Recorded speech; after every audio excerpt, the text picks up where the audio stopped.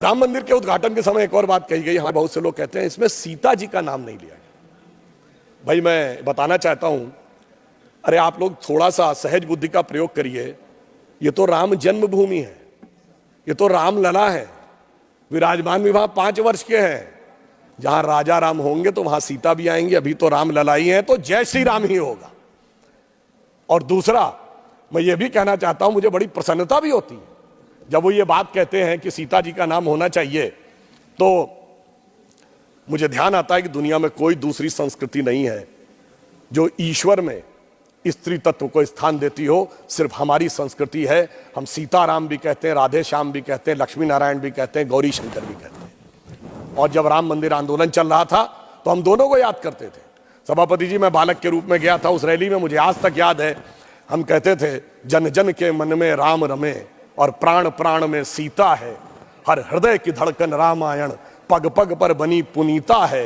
यदि राम नहीं है श्वासों में तो प्राणों का घट रीता है। फिर हम कहते थे, इसलिए नरनाहर श्री पुरुषोत्तम का हम मंदिर भव्य बनाएंगे। सौगंध राम की खाते हैं, हम मंदिर वहीं बनाएंगे। और आज आप देखिए, वो सौगंध पूर्ण हुई। उसकी शुरुआत माननीय अडवाणी जी के समय में हुई थी और संपूर्ण मोदी जी ने उसे करने का कार्य किया है। अब मैं एक और बात कहना चाहता हूं, एक थोड़े इस विषय के ऊपर। माननीय खड़गे जी ने कल एक विषय कहा था कि साइंटिफिक होने की बात करनी चाहिए।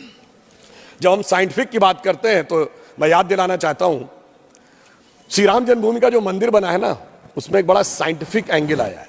वो क्या है कि रामनवमी के दिन उनके मस्तक के ऊपर सूर्य तिलक होगा।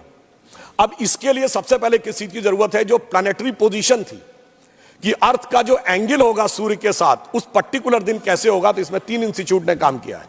इंस्टीट्यूट ऑफ एस्ट्रोफिजिक्स बेंगलोर ने, जिसने उस पूरे एस्ट्रोनॉमिकल कैलकुलेशन को सटीक ढंग से किया है। दूसरा है central building research institute Roorkee, जिसने की उसकी व्यवस्था बनाने का काम किया। और तीसरी एक प्राइवेट कंपनी है जिसने वो कॉन्वेक्स लेंसेज के थ्रू कैसे वो अंदर आएगा और ठीक उसी बिंदु के ऊपर उस दिन केंद्रित होगा, ये व्यवस्था की है।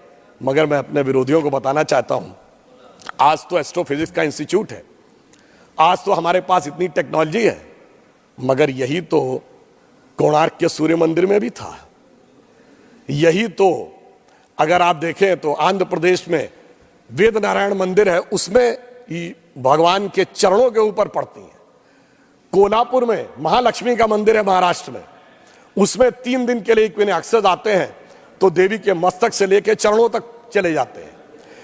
कर्नाटक के श्रृंगेरी में जो मंदिर है उसमें 12 महीनों में अलग अलग सूर्य की गति पड़ती है। पूछिए साहब, अगर विज्ञान नहीं था तो उस जमाने में इतना सटीक कैलकुलेशन कैसे हुआ जो आज इतने बड़े बड़े सैटेलाइट्स के बाद होने की बात आई है। इसलिए मैं कह सकता हूं कि इसके लिए हमें इस विचार पे धर्म और संस्कृति के साथ इस विज्ञान पर भी गर्व करना चाहिए।